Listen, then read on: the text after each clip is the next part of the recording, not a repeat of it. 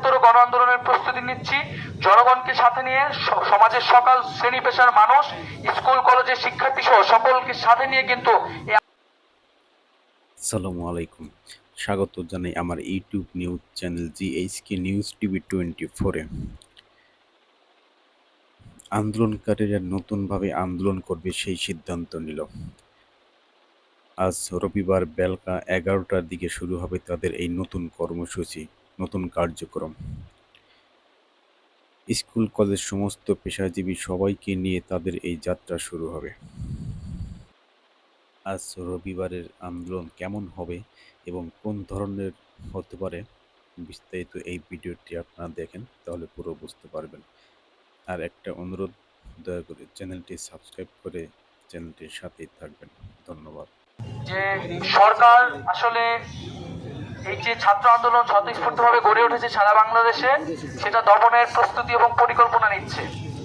আমরা বলতে চাই যে আমাদের আন্দোলনটি যৌক্তিক, ন্যায়সঙ্গত এবং শান্তিপূর্ণভাবে আমরা চালিয়ে যাচ্ছিলাম।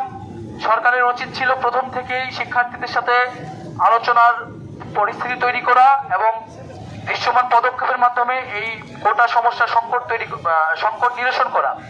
কিন্তু সরকার সেটি না করে এখন আন্দোলনকে আইন শৃঙ্খলা বাহিনী এবং বিশ্ববিদ্যালয় প্রশাসন, সরকার দলীয় ছাত্র সংগঠন এবং নানান শক্তির মাধ্যমে এই আন্দোলনকে দমনের একটি পরিকল্পনা এবং প্রস্তুতি গ্রহণ করছে। আমরা বলে দিতে চাই যে সরকারের এই ধরনের কিন্তু পরিকল্পনা সরকারের জন্যই বুমেরাং হয়ে দাঁড়াবে। আমরা 18 সালের অভিজ্ঞতা দেখেছি। আমরা চাই না এই ধরনের কোনো ধরনের অনাকাঙ্ক্ষিত ঘটনা ঘটুক, এবং যদি সরকার এই ধরনের কোনো উদ্যোগ গ্রহণ করে, অলরেডি যে সরকার শুরু করেছে, তার জন্য উদ্ধত যে পরিস্থিতি হবে তার দায় কিন্তু সরকারকেই নিতে হবে। এবং আমরা যে আমাদের ছাত্র ধর্মঘট, সেটি কিন্তু অব্যাহত থাকবে অনির্দিষ্টকালের জন্য। আমাদের দাবি পূরণ না হওয়া পর্যন্ত আমরা ক্লাস বা পরীক্ষায় বসছি না। এবং শিক্ষকরা আন্দোলন শেষেও যদি ক্লাস পরীক্ষা শুরু করার চেষ্টা করেন, তারপরেও শিক্ষার্থীরা কিন্তু ক্লাসে ফিরে যাবেন না। ছাত্র ধর্মঘট অব্যাহত থাকবে। আরেকটি বিষয় হচ্ছে যে মামলা করা হয়েছে, আমরা পুলিশের বক্তব্য আপনারা শুনতে পেয়েছেন যে সেদিন কিন্তু পুলিশ বলেছে কোনো ধরনের ক্ষয়ক্ষতি হয়নি। আজকে কেন হঠাৎ করে এই অজ্ঞাতনামা মামলা করা হলো, সে বিষয়ে পুলিশের কাছে আমরা জবাবদিহি চাচ্ছি। এবং এখানে অজ্ঞাতনামা দেওয়ার কোনো প্রয়োজন নেই। এখানে কারা নেতৃত্ব দিচ্ছে এটা খুবই স্পষ্ট। ছাত্র সমাজকে এই ধরনের মামলা হামলা দিয়ে কোনো ধরনের ভয় দেখিয়ে লাভ হবে না। আমরা আগামী 24 ঘন্টার মধ্যে এই মামলা প্রত্যাহারের দাবি জানাচ্ছি।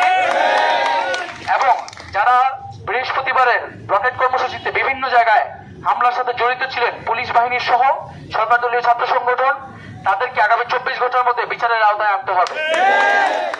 এবং আমরা উদ্বেগ প্রকাশ করছি, আমরা দেশের নাগরিক সমাজ, জনগণ এবং আন্তর্জাতিক মানবাধিকার সংগঠনের দৃষ্টি আকর্ষণ করছি যে এখানে শিক্ষার্থীদের আন্দোলনকে দমনের পরিকল্পনা করা হচ্ছে। শিক্ষার্থীদের গণতান্ত্রিক অধিকার, মানবাধিকার সংকটের মুখে পড়তে পারে।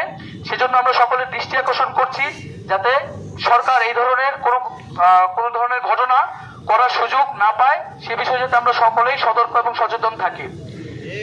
এবং আমরা বলতে চাই যে আমাদের যে আন্দোলন, সে আন্দোলন চলবে। আমাদের কর্মসূচিতে হয়তো ভিন্নতা আসবে, কিন্তু আমরা কিন্তু মাঠে, আমাদের রাজপথে আমাদের উপস্থিতি জানান দিব। এবং যদি আমাদের দাবি আদায় না হয়, আমরা বৃহত্তর গণ আন্দোলনের প্রস্তুতি নিচ্ছি। জনগণকে সাথে নিয়ে সমাজের সকল শ্রেণী পেশার মানুষ, স্কুল কলেজের শিক্ষার্থী সহ সকলকে সাথে নিয়ে কিন্তু আমরা আন্দোলনে নামতে বাধ্য হব। আমাদের যে ক্লাস ধর্মঘট যেটি চলছে, সেটির পাশাপাশি আগামীকাল আমাদের কর্মসূচি থাকবে গণপ্রজাতন্ত্রী বাংলাদেশ সরকারের জাতীয় সংসদে জরুরি অধিবেশন ডেকে সরকারি সকল চাকরিতে, সকল গ্রেডের সকল চাকরিতে কোটার যৌক্তিক সংস্কারের লক্ষ্যে মহামান্য রাষ্ট্রপতি বরাবর স্মারকলিপি প্রদান এবং গণপদযাত্রা। এই কার্যক্রমটিতে অংশগ্রহণ করবে ঢাকা বিশ্ববিদ্যালয় সহ জগন্নাথ বিশ্ববিদ্যালয়, 7 কলেজ, ঢাকা কলেজ, শেরেবাংলা কৃষি বিশ্ববিদ্যালয় সহ ঢাকার আশেপাশে ঢাকাস্থ যে বিশ্ববিদ্যালয়গুলো রয়েছে, আমরা ঢাকার যে শিক্ষা প্রতিষ্ঠানগুলো রয়েছে, তারা আগামীকাল আমরা গণপদযাত্রায় অংশগ্রহণ করব।